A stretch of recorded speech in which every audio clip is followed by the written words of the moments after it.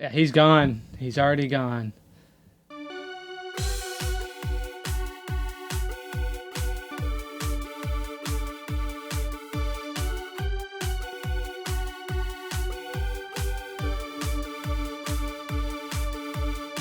Timer's up. I'm still talking. Can't pick hardly wait. Okay. I can't wait. Pick hardly wait. I can't Hello wait. and welcome to Can't Wait. Picardly Wait, a podcast I can't wait. with some awesome intro music there, I guess. I don't even... It's a little out of my range, but you know what? I tried. Oh, that was you? I thought that was Sean. What is that? Beeping. Yeah, I was about to say. Okay, anyways. We're just gonna move ahead with the show. Sean is sorry, dead. guys. Sorry, that's me. Okay. Oh God! I just got it. What? Oh. Is that you, Betty. Sean? Or- No. Sorry, that's me. Just keep Benny, going. are you all right? Just keep going with the podcast. I'm fine. Okay. So, yes, Can't Picardly Wait. When none of us could wait to get started on this show, we had a lot of guests last week. This week, Last week was great. yeah. This week we're down a man, and we're down a guest. Down a guest. Down one. Down one. So it's just me, your old pal Wade, and we got Glenn Hall over here. Hello. And Sean has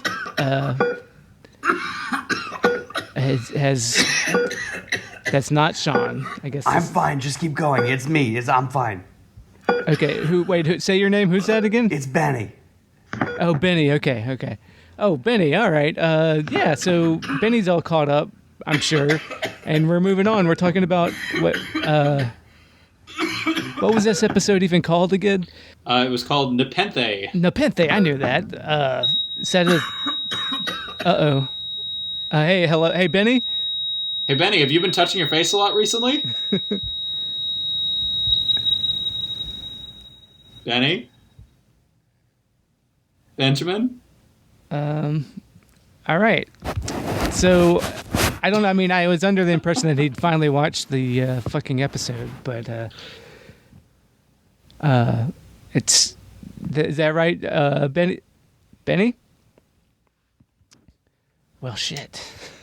Well, this is oh, He's back. Oh, yeah, okay. That's This is potentially in poor taste, but glad to have you back, Benny. Well, it's hard to say. Well, wait. Guys.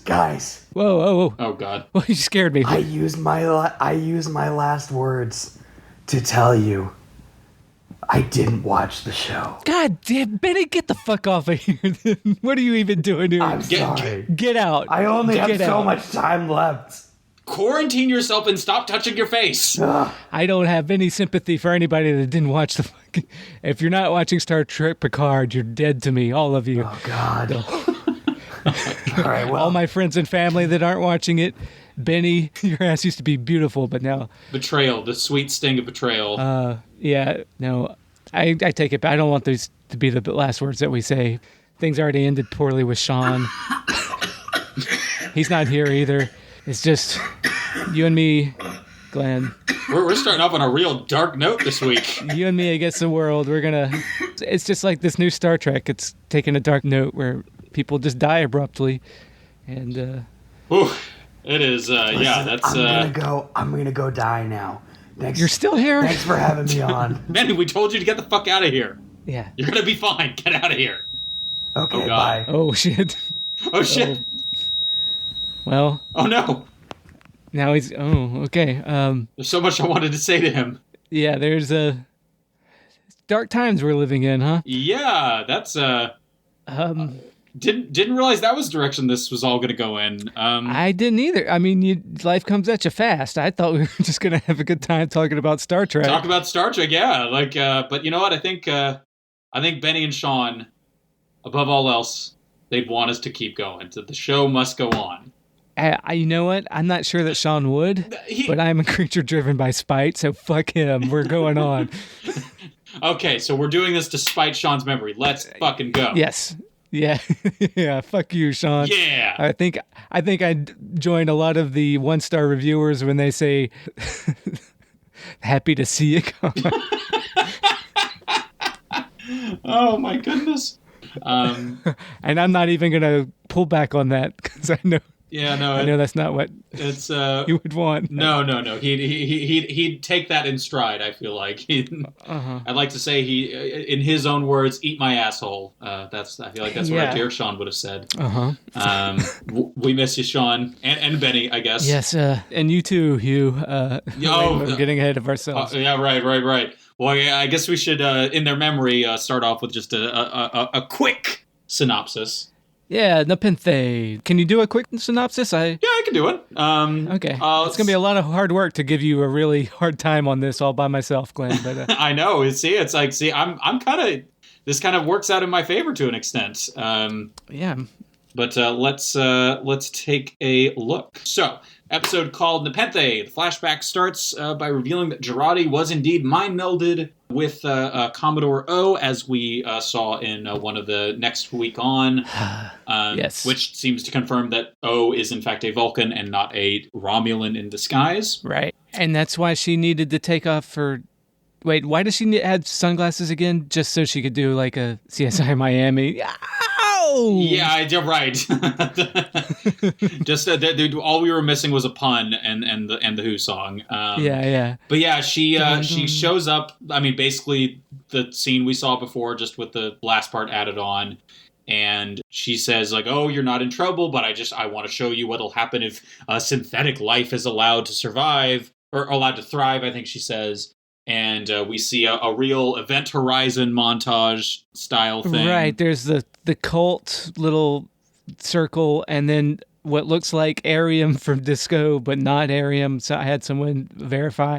I didn't. Yeah, I caught less of the individual images than I did in the Next Week On, because there was definitely a scene where I thought it was O, but maybe it was someone else. It looked like they were like tearing their face off, like, which again is why I went to Event Horizons. Like, oh yeah, there's some definite like. All right, I know you're doing a synopsis, but I'm not going to remember to talk about this stuff. Otherwise, I didn't think very. No, hey, that's it. We can keep it loose. Yeah. So yeah, the O mind meld thing didn't really sell to me that she had to kill her lover.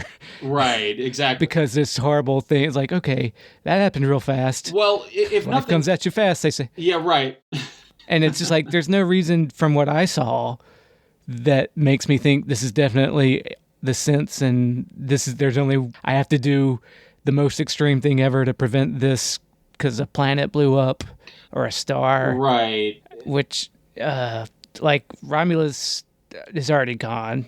The supernova, that's what that could have been a picture of, as far as I know. Well, yeah.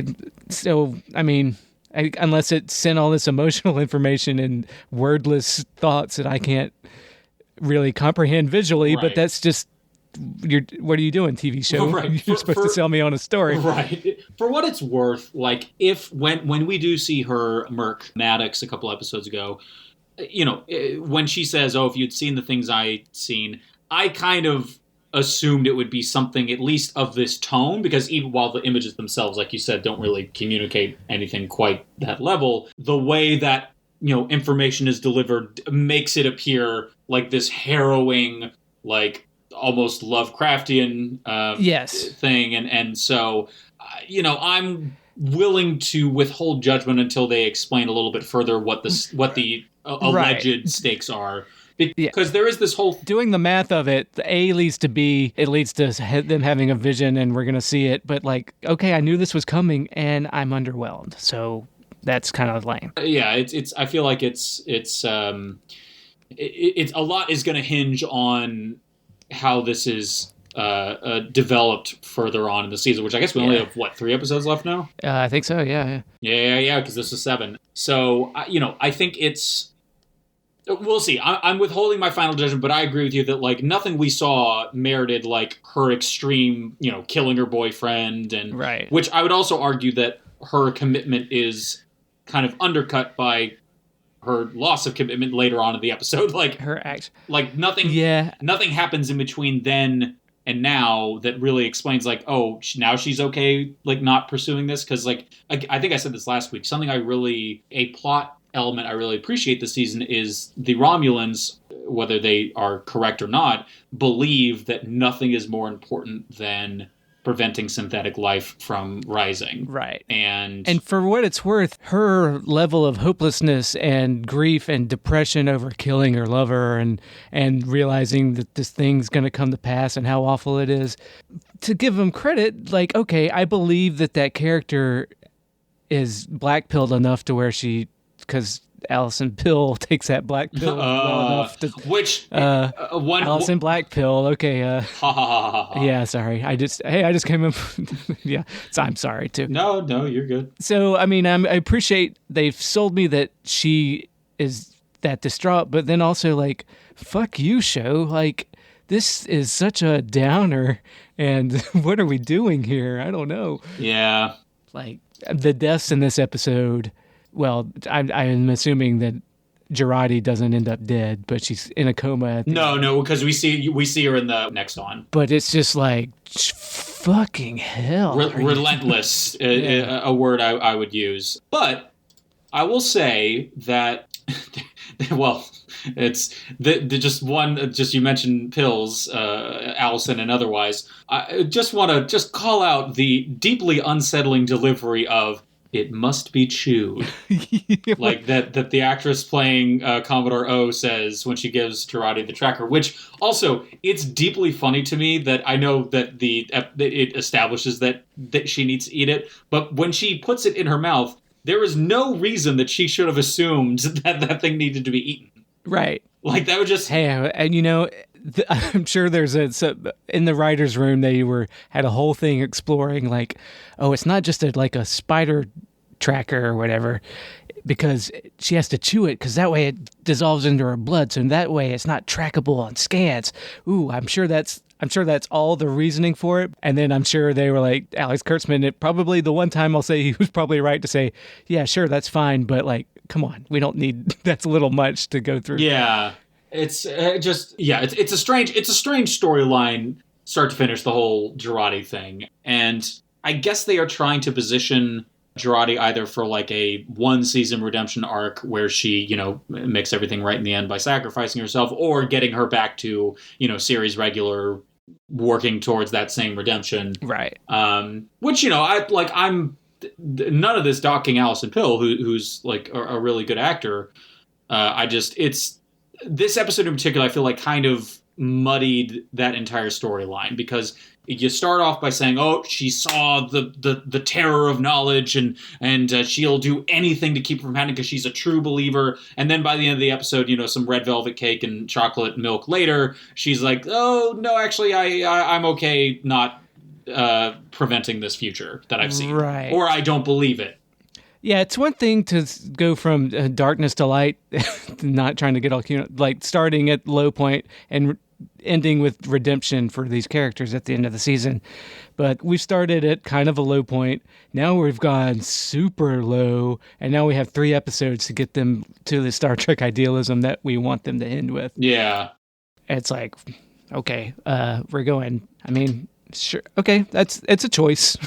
It's fine. Yeah, I think if I'm going to be charitable to Kurtzman and Co., I think what I imagine they are actually going for is, she at one point, yes, of course, was a true believer in this, but she of course is she's a normal person who's not a black ops Tal Shiar operative.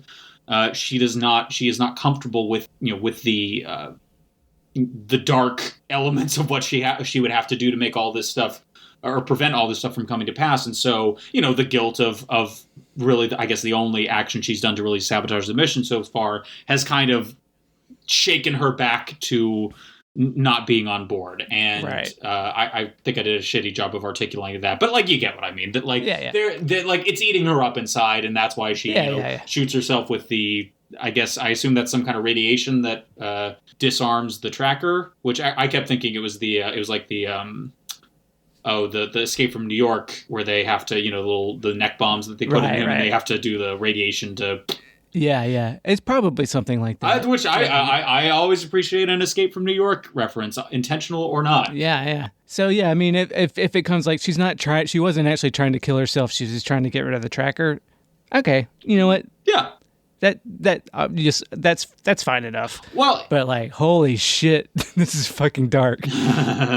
Yeah, but I will say this: we spent a lot of time on this particular arc, and it was very dark. But overall, I really liked this episode. I loved it. Oh yeah. Oh, before we get these little B and C plots aside, this episode with the Riker Troi stuff was actually, I would say it was actually pretty great. Yeah, I agree. Totally, absolutely fantastic.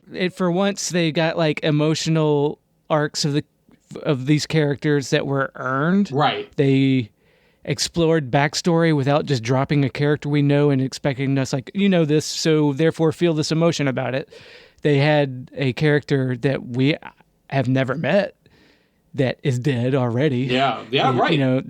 Their firstborn son, and they don't just say, "Oh, this is a thing you should feel sad about." They lead up with the daughter referencing her brother, and something's happened, and that guides you along, and then it explores and it reveals the backstory of this character in a way that makes you, emotionally tethers you to the story. Yeah, and that character doesn't show up at all. Nope.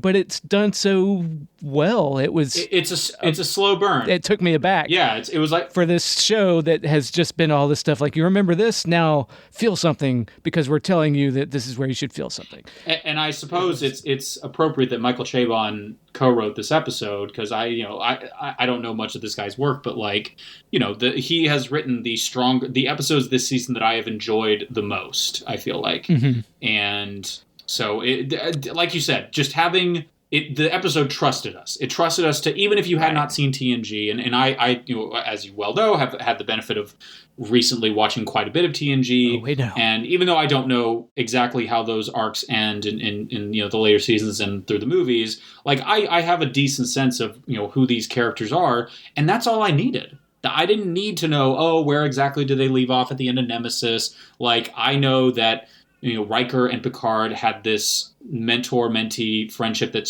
a relationship that slowly grew into a friendship where they were seeing them as equals was really was a big payoff for me, even without having finished TNG. Right, that sells really well, and there actually are beats from Nemesis, I feel like, that this was referencing, but they were all emotional beats. It wasn't, you have to know that this happened. Right, this exact thing. But like when Troi calls out Picard on his bullshit, which is like something that people have been trying to call him out on his bullshit this whole show, but this is the first time where it really landed. Right. Where she's like, what the Picard, you fucking asshole. This girl has been gaslit and lied to and had her mind violated, and you don't know what that's like, and you need to shape the fuck up, right? Fucking arrogant prick. Yeah, right. It was great. Like that. Which is the thing that fucking poor Marina Sirtis has been, like, just through all the roles that she's had, she's been violated. Go watch Death Wish 4 or whichever one she's in. She's literally, like, there's trigger warning there. Oh, that happens. I won't go into that. But then in Nemesis, she's psychically violated over. Oh, and it's Nemesis is nobody's favorite Trek movie, and they did her wrong by like, fuck y'all for like psychically doing that to her. It's kind of it's a shitty thing to do to a female character, and it doesn't earn the choice to do that to that character. But that happened, and in this episode when she's calling him out on that stuff, it's like, oh, that is actually, it's not just her being a good counselor, which she is, but it's also, if you know her experiences, that fits well too. Okay. Yeah. Yeah. I've done a lot of complaining about having to know prior information to really enrich the story to get the full. Right. On Twitter, especially, you've been big on the supplemental material requirements. Right. Like, it's not required, but if you really want to be emotionally invested in Raffi's story or even Picard, you should read this Una McCormick Last Best Hope or whatever that book that came out, and which I'm sure is a great book and everybody should read it. But right. But just on principle, it's like, well, Sean and I have mentioned this a few times, and I think you said that you're now aware of it. It's the Fortnite thing with Star Wars, where just these corporations have these IPs, and they want to make sure that they're synergizing everything as much as possible, and so they want to they want to make sure that people are getting all the media. To kind of goose the interest in the numbers for everything. So it's an exhausting development in pop culture. Right. But anyways, I just wanted to point out that we can go into more detail, but yeah, this Riker, Troi, Picard, it's a break in the story for everybody to relax and take a breath before the end game of the season, I suppose, where they go to Nepenthe to where hide out with Riker and Troi, but it's a lull in the action, as it were, even if it's got these really good emotional beats in it. Yeah. I think you put it exactly right. It's a lull that we needed. I think we needed, ironically, given that, I think Sean in particular has said, there have been a few episodes this season where not much really happens, but this is the first time where we've had an episode like that where the lack of activity for Picard specifically was earned. Like this was a moment for us to really. It almost felt like a reset moment, like not a full reset, but just like the whole arc of Picard saying like, "I'm doing this, of course, to help Data's daughter, but also like I've missed this. Like I've missed, I've been basically rotting on a vineyard on Earth." And I've missed, my swashbuckling adventures, and right. It actually, obviously, this is not as good as Breaking Bad. I hate to say it, but but there's a scene at the end of Breaking Bad, which this isn't a spoiler, but Bryan Cranston's character says he basically admits that everything he's done, he has done for himself. Right, and it's a really powerful moment in that show, and it worked really well on this show. Like. I think there is a benefit to establishing non-noble motivations for your character sometimes. Not evil, but the fact that Picard has like a personal emotional stake in this beyond his friend. And I feel like having both of those elements, helping Data, reinvigorating himself and getting back in the game, it's all I really liked the entire Troi Riker stopover. And just the acting from, I know you were saying that Jonathan Frakes was saying it was weird getting back into acting for this. He's fucking great in this episode. Him and Maria Sirtis were amazing. Such. Oh yeah, he's great. You didn't need a bunch of exposition to see these characters have grown. These characters have settled down. They've been through something, and just they communicated so much of that so well. I really want to rave about this arc of the episode because I really loved it. Yeah, the kid had every potentiality to drive for me to hate. When I saw next on images of her in her little outfit, Woman of the Woods thing, I was like, oh boy, they're doing a Peter Pan Lost Boys thing. This is gonna drive me crazy. Yeah, they didn't do that. No. They just established she's just creative. Her and the other kid were just very creative and created languages. Right. Tolkien-esque, dare I say? Right. I mean, there were some questions like Riker and Troi, how come they're having this blonde, blue-eyed little girl? But you know what? This is probably because they cast a really good kid to be the actor, and that's what they get stuck with. Oh, yeah, right. It's like that shit doesn't bother me at all. Yeah. The other kind of nerd corner thing that some of the nerds were upset about was the Bunnicorn hunting, because I don't know if you've gotten to that part of TNG yet where Riker explains how they don't eat meat anymore. Oh, no. I've seen the episode where he cooks, which was really funny. Yeah, there's one point where he's like, well, we don't even exploit animals for food anymore.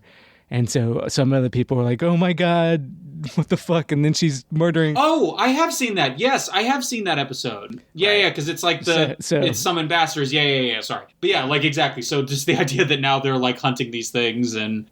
Right. Well, they don't have factory farming, but if you hunt, you can eat what you kill. Like, I don't have a problem. No. Some people were aghast. Sure. But, it makes so much sense to me seeing Riker being this, like, enthusiastic home chef. Right. And, like, making things with his hands. Because that, even, like, in season 3, like, that is very well established that he is someone that really enjoys when he has the opportunity doing things the real way without replicators. Right. And yeah, he's eaten gack before with Klingons. That shit ain't organic. Right. I love that episode, by the way, where he does the exchange program on the Klingon ship. Yeah. That's good. That's a really great one. I'm growing in knowledge, Wade. I know. I'm waiting for you to come. I'm leveling up. I'm trying. I'm so proud of you. Which, honestly, like, this isn't, like, official status report talk, but, having watched as much of TNG as I have, it has really been... It really was beneficial for this episode, not in terms of, like, specific events, but just getting a sense of what the characters are like. Like, I know that Deanna Troi is a very empathetic and literally empathic person. Yeah, the person I was watching this with got so mad. I was like, "Oh, by the way, she's a half psychic alien," and she's like, "What? I don't." Yeah, it's like, well, she's an emotional psychic. Yeah, they're taking for granted that you've at least watched some TNG. It's kind of your fault if you haven't. Yeah, I'd agree with that. Yeah. But it's even that it's like a little bonus. Like, and I feel like. For most nerds, even if you aren't a Trekkie watching this, you could go from A to C and be like, she has some kind of psychic ability. That's why she started crying when she first saw Picard. Because I presume she had. Oh, that could just be she's emotional, and they also know they bring up a few times like in your condition, so they're very protective of them. Yeah, and that's the other thing, like the whole because what's so common in a lot of genre stuff when you have the characters stopping over to stay with someone that they know, a very frequent trope is, oh, how dare you bring this to my door and endanger my family, or all this stuff, and they explicitly denied that. Riker says, like, no, whatever you are going through, like, we are here for you, and that, it's stuff like that I really enjoy, and it's the same thing as Hugh in the last episode, seeing Picard and not saying, oh, well, it's complicated and you can't do this. And not saying yes. It's a yes and thing almost where it's just like. Right. And it goes back to the first episode when they're like, why don't you just go to Troi and Riker or Geordi? And he's like, well, I couldn't do that to him. Of course they'd say yes. Yeah. But I can't put them in danger. It's like, well, and this proves him correct that of course they'd say yes, you stay here. And it's but like, that and the Hugh thing, it's just establishing that, like, of course, like you said, of course they're going to say yes. Of course, like they have all this history together, and they've done, even with the Hugh thing, they've done it because I haven't seen Iborg yet, but like that just interaction between the two of them just communicated a very a very effective emotional bond that I guess it was just nice to see. Yeah, it was nice to see, exactly. But yeah, I guess it wasn't all Riker and Troi, so we also had like, all right, now speaking of Hugh, I as much as I loved the Riker and Troi plot, which is the A plot, obviously, back on the board queue, man, this is where this pissed me off because it was just. We have all these heartfelt and earned emotional moments and stuff, and then we have just like... They cheated a little bit. All right, we're checking points on the plot, and it's all dumb bullshit. Like, so mad. Wade, you're going to hate me. I kind of liked it. What? Where they're like, killing the Borg in front of Hugh, okay, that's fine. But then they're like, oh, I can't kill you because the Federation will get mad. And then, oh, I can kill you now, and now you're dead. Right. Well, I should say I'm not saying I didn't think it was silly. I'm just saying I kind of liked it. Yeah. Like where the fuck was Eleanor while all those Borg were getting murdered? Right. That I wondered that too. I was like, it seems like because he shows up like 2 seconds after that. It's like, oh, come on. Yeah. And then so the only reason they couldn't kill Hugh at the end of that first scene where they were killing all the other Borg and he's like, I'll never help you, was because they had to wedge in a fucking fight scene between the Romulans and Eleanor, who, I started off not a fan of, but then the comic relief I really liked. And then in this one, it's just like, it starts with them walking down the corridors, giving the worst exposition dialogue. I don't remember. It was bad. And then he gets caught and we don't know where Eleanor is. And then they fight and there's no reason. He's just there to swing a sword around and then fuck up and then Hugh dies in the lamest way possible. Yes, with a shot to the neck. And come on, like a human being could survive that and not die that quickly. I expect a former Borg has some sort of ways to last longer. Is Hugh human?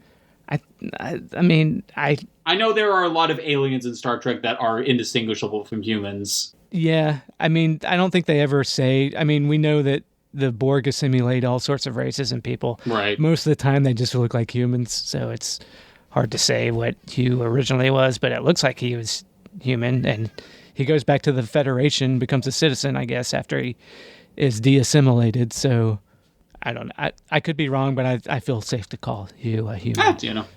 I'm fine with that. But there's no human anymore. There's only Borg and XBs. Right. I will say this. So yeah, the friendship between Eleanor and Hugh, it was very silly. I liked it. It reminds me of the Planet of the Apes musical from The Simpsons, where it ends with "I love you, Dr. Zaius." Like, just it doesn't really make all that much sense, but I liked it in spite of myself. I mean, I was down for them being friends, but like, I don't remember exactly what the dialogue was, where they're like walking down and he's like, "I will be your whatever now." And I'll fight for your lost cause. And he says, which is, his last words are, "How's this for a lost cause?" I think. Yeah, but then so I was looking forward to Hugh and Eleanor's adventures, and then they're just like, "Nope, you're dead now," because Eleanor's going to be a series regular, and the only way we know to build emotional truth, the stories for these characters, is to give them to fridge people, basically. Give them a Lost so that we care about his story, I guess, is what we're supposed to take from killing Hugh, and Eleanor's a naive person eager to go on adventures and protect people, and then he failed, and so that's going to be a thing he has to live with. I guess that's a story that we're going forward with Eleanor, but it's like, fuck you. I don't care as much about Eleanor as I did about Hugh, and his death was not earned. It was just like, oh, you can't kill me. Oh, we can kill you. And we don't even have to try that hard. Yeah. It was a little like, again, there was a lot of cheating in that arc. They did a lot of like shortcuts there. Mm-hmm. It didn't bug me a whole lot. Like, again, I mostly just saw it as kind of silly. It was very silly. And that's what makes me mad. And if the rest of Eleanor's arc is, die hard on a Borg cube, like, I'm not mad about that. Yeah. Well, then it looks like he hit the Fenris button. Oh, yes, that's right. I forgot about that. He's calling in 7 for backup. Right. He's got a life alert. Help me, I've fallen and I can't get off this Borg cube. And she's going to come in. But then I'm afraid they're going to be like setting up her as the next Borg queen because she couldn't get over the loss of, what's his name? It's Icheb. Yeah. Because they set up in her one episode so far with Picard saying you got to be able to let go to regain your humanity or whatever, like I have. And if the arc of this season is going to so quickly jump to her, can't get over it, therefore she becomes a Borg queen, it's like, give us more time for these characters to grow. Yeah. And not just by the numbers get to the point where... And that's perhaps an argument against the 10 episode season that they have here. Like this, I think actually, I know in today's modern prestige streaming landscape that there's only a budget for 10 episodes, right? And people like short, succinct seasons where you can kind of binge it easily, and it's all these things kind of tie together. But imagine if Picard was like a 26 episode season like TNG. Like I wouldn't have been mad at that. I think that would have been really great to see this stuff build. Like doing the Stardust City Rag episode, that's kind of a one-off. Like if that's the kind of thing that's the kind of episode that would fit really well into a long classic TNG season. Yeah, exactly. Like this, it's a deviation from the standard Star Trek, and but you also need that standard Star Trek, right? And even if it would, that standard episode would take a different form in this particular show. I do think there is an argument to be made for. Well, that's why TV is so much better for a lot of these types of stories, is that it gives you time, extra time to develop these characters and these dynamics, and so. Yeah, I know the next season I think is also going to be 10 seasons or 10 seasons, 10 episodes. But I kind of wish. I guess Discovery's on the it's not 26 episodes a season. It's 15 episodes or something. It has been. Yeah, and I think the next one. Which have we even talked about the teaser that they released for that? Not yet. Let's hold off on that though. Oh no, I know, but just noting it for future reference. Put a pin in it. Yep. Yeah. So Elnor is John McClane on the Borg cube. Romulan sounds absurdly like Sindarin. It's well, we did learn that Elnor is Sindarin for what? Star Trek. Hold on. So the tweet, I remember. Hold on. I can tell you, this is the downside of it just being the two of us. There's no one else to... Yeah, I'll cut around this. There's a lot of pressure on me. Normally, my default is to be really nice to people. I'm really a nice guy. Why don't you date me? No, that's not what I'm doing. So L is star and Nor is to walk into Trek, according to this person on Twitter. I need to actually, you know what? I have a Tolkien dictionary on my bookshelf that I could actually probably look this up while we're talking. All right. But I'm not going to do that. I'll save it for the Twitter. Okay. But just know that I've got that. But yeah, it's when Elnor and Rizzo were talking, I was like, man, I know part of it's the ears and his general look, but this has mad Middle Earth energy, and not totally off board with it, of course. Probably not surprising to you, but yeah, not surprising. I just want Rizzo to go, "I'm walking here" at some point. So that's another thing that was revealed in this episode is her real name is Narissa. Oh, really? Oh, that's the Romulan name that they don't give to people. Yeah, because I'm just reading the synopsis, and apparently I don't remember exactly when it happens, but apparently her real name is Narissa, or at least her non-undercover name is Narissa. I don't know if that's the secret Romulan name, because what's Narek's? Rizzo, I guess. Yeah, it kind of makes sense. Did Narek? What was his? He gave his true name too. I genuinely do not remember. He whispers it to her right before he sets off the radiation Rubik's cube. But yeah. Another thing I really liked in this episode, Narek being the Boba Fett of hiding in the trash and following them, and I liked that cat and mouse dynamic, even if it was kind of a short thing. Really liking Raffi and Rios. I liked Rios. Raffi, I like her turn to being, I guess she's just motherly. Motherly was a little abrupt for me. I wanted her to be the motherly thing and then turn it at the end. Right. She was running. Okay, now I gotcha. I thought that's where it was going to, but it makes...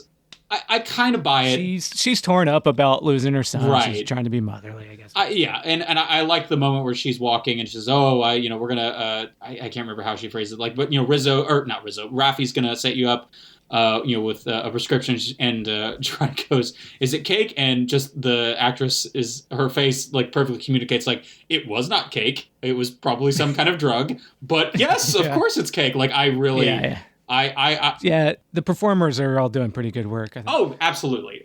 And again, part of it is because, we're seeing a little, even in this truncated timeline, we're seeing moments of them kind of not in the middle of action that give us a chance to kind of learn who they are a little bit.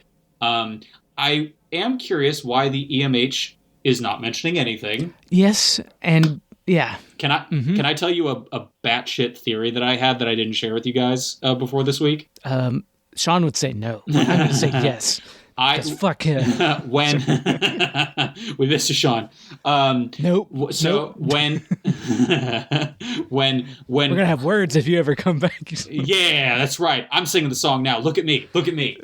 I'm the theme song singer now. So when her and Girardi, or when Rios and Girardi hook up, I originally thought that maybe the EMH was posing as the real Rios to try and like find out why she killed Maddox. Oh yeah. And that is gonna, of course, bring up questions that I'm not certain of yet because I haven't seen DS9 and everything yet. But like, if an EMH were so inclined to honeypot someone to be tasteful about it, would they be able to do that? Like, can an EMH like do the nasty?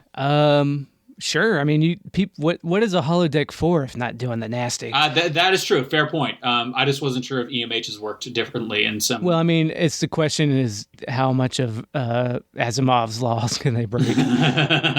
Well, and that's the thing. It's like I thought that would have been. I'm not mad that they didn't go that direction, but like, not that they needed to fuck for that like arc to go off. But like, I mean, I was just saying, I thought it would have been really cool if the EMH was like basically going undercover as Rios. Like that would have been an interesting. Right. But I mean, what rules can they break is actually a very good question I had, because like there's a point where Raffi is like yelling, it's like, where's the hospitality hologram, damn it, and it never showed up. And so I was like, oh, that's what happened. That's why the EMH never ratted out Girardi for killing Maddox. She probably shut off the EMH. Yeah, that would make sense. But that got disproven when she goes into a coma and the EMH is like, oh, I'm here now. It's like, okay, you are the worst the doctor on Voyager would never be this bad. Because like they're so... Hashtag not my EMH. It's so inconsistent that it's frustrating. Like, just be consistent. Like, well, and that's... everybody has a question of why... So if they did a thing to like Girardi knows all about AI or something from doing synth work that or perhaps it's an Asimov thing where the EMH is beholden to where it can't countermand an order to be quiet or something, but I don't know. Right. Well, especially given the synthetic storyline, I think that's an interesting thing to explore potentially, but maybe, I don't know, maybe they thought that was kind of like a hat on the hat thing. It's like, okay, we don't need to go too deep into the hologram stuff and the like physical synth stuff. Right. But for what it's worth, I thought that would have been super interesting. Yeah, but you just need to at least have consistency to where one thing can happen and not be, I don't know. It's like there's so many questions behind the EMH when it just lets a guy die and doesn't say anything to anybody. I don't know. Right. Well, and that's part of why I thought it was going undercover, because I thought like it was very strange that like again, there's no anti-murder protocol for these things. Apparently, there is no providing evidence of a murder protocol. Like these things seem comically inept when it comes to preventing just outright medical murder. Right. Sometimes they show up, sometimes they don't. I guess it could be, and another explanation, which I don't think they're going to go with, but I would accept and be okay with if they were like, oh yeah, this ship's a fucking junk heap, and so of course the EMH, the holograms, it's buggy, right? Exactly. It's like their memory's not right, or they don't show up every time. Like that would be perfectly fine if they just had a reasoning behind it. Yeah, just give me something. Michael Chabon, hire me. Yeah, I will iron out your story kinks. Well, yeah, I mean, the thing is, the more I think Michael Chabon has good instincts. I feel like, no, like I said, he's it's hard to make a TV show because every time I see like a thing, he's like, yeah, I actually wanted to do that. When people are like, why do you not mention the Dominion War? It's like, well, I wanted to, but it's always my colleagues thought we should go a different way. It's like, why were you so fucking brutal with the Icheb death? It's like, yeah, that might have been a little bit too much for me too, but my colleagues, we all decided this. It's like okay. Game of Thrones was huge in the ratings when we were when we were filming, and so So yeah, I mean, every time, maybe it's wrong of me, but every time he says that, I hear Alex Kurtzman said we had to have an action scene here. Yep. I buy that. Yeah, well, it's overall like really strong episode. Ends with them. Where does it end with Picard? I was trying to remember. She's in a coma. She does the Escape from New York thing. She's in a coma. I hope. Yeah, she literally black pills herself. Well, the next on showed her like awake and talking, so like she 100% is not dead. I mean like really, honestly, really strong episode overall. Even the silly stuff, like it is, if nothing else, it is so outweighed by the strength of the Riker Troi stuff. I agree. The actual Nepenthe plot was one of the best. That alone was one of the best episodes. Agreed. But for me, like all the board cube stuff where it was just like hitting the notes to move the plot along just made me so mad. And that's okay. You're allowed to be mad. It's not okay. It's not okay. It's so mad. It'll never be okay. Hugh is dead. That is not okay. He is dead. And Sean has coronavirus. No, he's fine. He's just got a scratchy throat. Everyone relax. He's fine. He's young. Yeah. Well, sorry. Yeah, we should even get into that. Sorry. It's a dark world we live in, mirrored by this dark Star Trek. Yep. It's but in these dark times, at least we have. Will there be singing? Yes, there will be singing about the dark times. Yeah, there absolutely will. Bertolt Brecht quotes, everybody. Hey. That's a deep cut. Yeah. But in these dark times, thankfully, we have the comfort and the safety of Status Report. That's right. I'm taking the black pill now. No, wait, don't. We need you. I don't know that much about Star Trek, please. They're going to get so mad at me. But just a quick, since I've talked so much this episode, I will keep it relatively brief and just update my current status. So I'm at 28.61%. I am 62 episodes into The Next Generation. Well, what season? Come on, give it to me straight. What season are you? Back third of season 3. So so you still haven't watched Best of Both Worlds. Best of Both, which someone on Twitter recommended that or suggested that would be a turning point. Somebody recommended? What do you think I've been doing this whole... but someone when I said last week you should get to the end of season 3, that's what I was talking about. Wait, you specifically said season 3? Yeah, you said you're on season 3, and then I said maybe you should get to the end of that, and I think maybe... Oh, I thought you meant just finish all of TNG, which I was like, there's no fucking way. That's how it came across, but I meant specifically just get to the end of season 3. Oh, then I can do that. I'll probably be able to do that by the end of the night, because it's a Sunday. Make it happen. Make it so.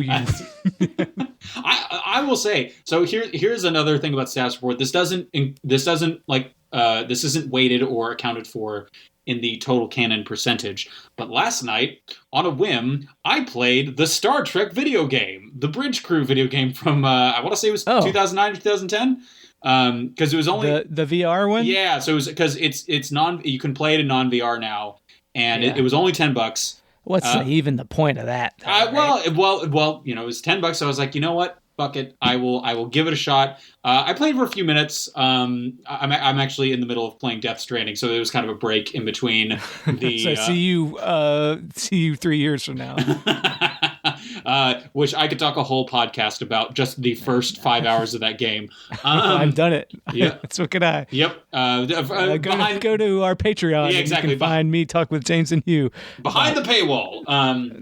But no, I took a little break and played the Star Trek game, and it definitely is tailored for VR. It's a little clunky without it, but it is a fun concept of because the whole notion of the game is not that you are like controlling a ship like you would in any other video game. It's like you are controlling a person. Yeah, you're on the. You can be the captain, you can be the helmsman, you can be the security, and you literally control the hands. Which again, the VR control, retrofitting.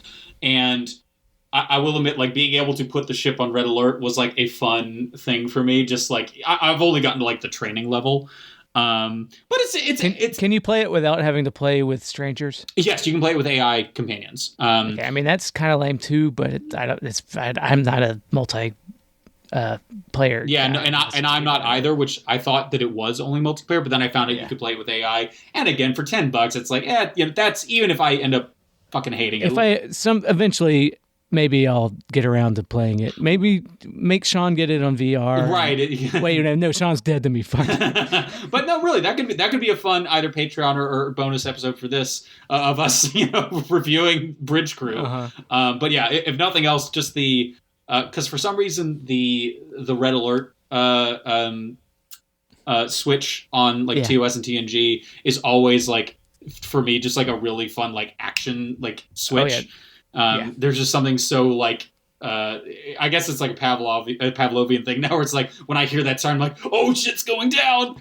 And I will say watching TNG, Patrick Stewart sells battle mode really well, and so did Shatner, of course. But bottom line, Bridge Crew has great potential to be fun. I will report back on that later. Right. But I thought this was status report, not plugs. Look, I'm getting only like a 2% cut. It's fine. So overall, really enjoying TNG now. Season 3 is super strong. Even I think just looking at the last couple episodes I've watched, I don't think more than one has been below a 7 for me on my like review scale.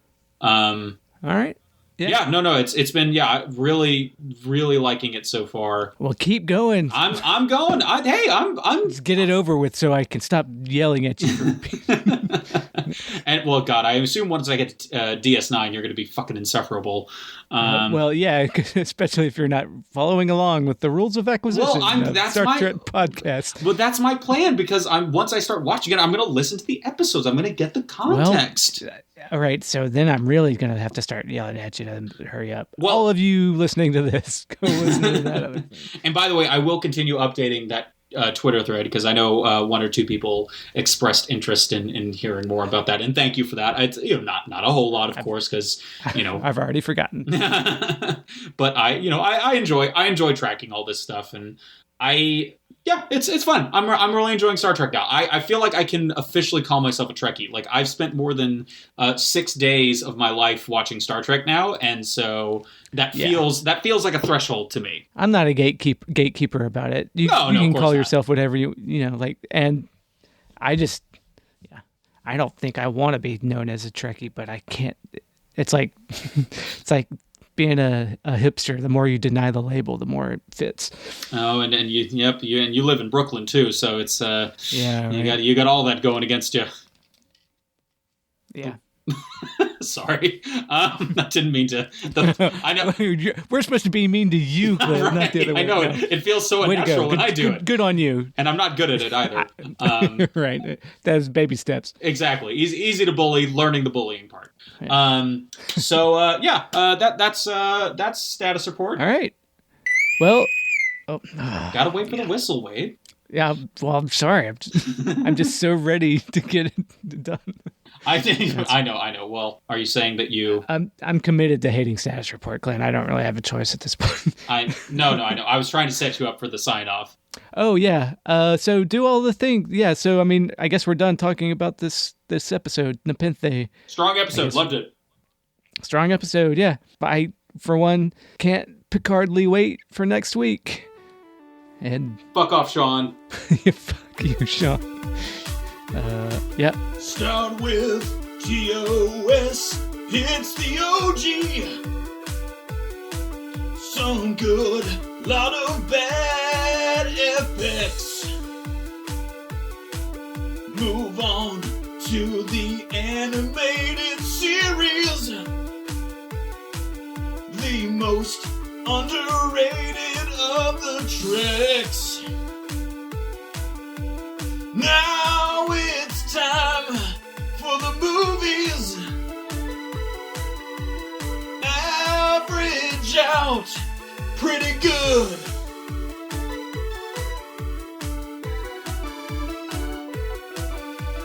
First film is real boring. They somehow got Isaac Asimov.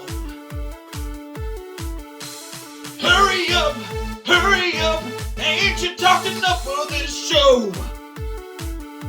I'd be done soon if you guys would just play off. Now you've heard all my feelings. Crying, crying, crying.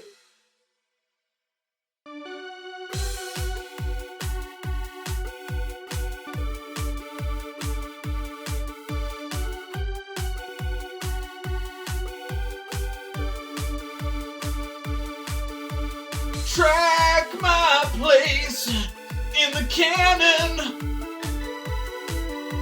Percentages 28. Timer's up. I'm still talking. Can't pick hardly wait. I can't wait. Hardly wait. I can't wait.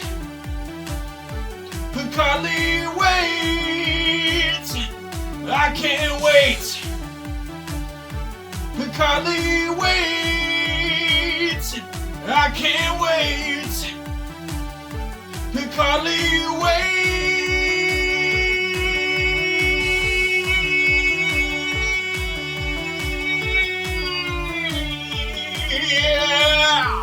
Oh yeah, I'm still talking, collating that data, keeping track of common writers for the episodes I like. The end. Yeah, and go to the Patreon and support the show and do all the other stuff. Yeah. And I just want to stress, none of that Patreon money goes towards me or Sean, so you don't have to have to feel conflicted about us getting support. If you've listened to the end, pass the song to this part of the podcast. That's pro bono work. You might as well go support the show so we can pay for servers and yeah, maybe I'll take some diaper money or something. Extremely 2020 sentence to say. Supporting your family with Patreon money. Yeah. Yeah, we're all going to need GoFundMes once we get the coronavirus. So might as well get started early. Donate from Patreon and get something for it. Oh boy, this is dark times. Dark times. Yeah. Yeah. Just one last fuck you, Sean. Yeah.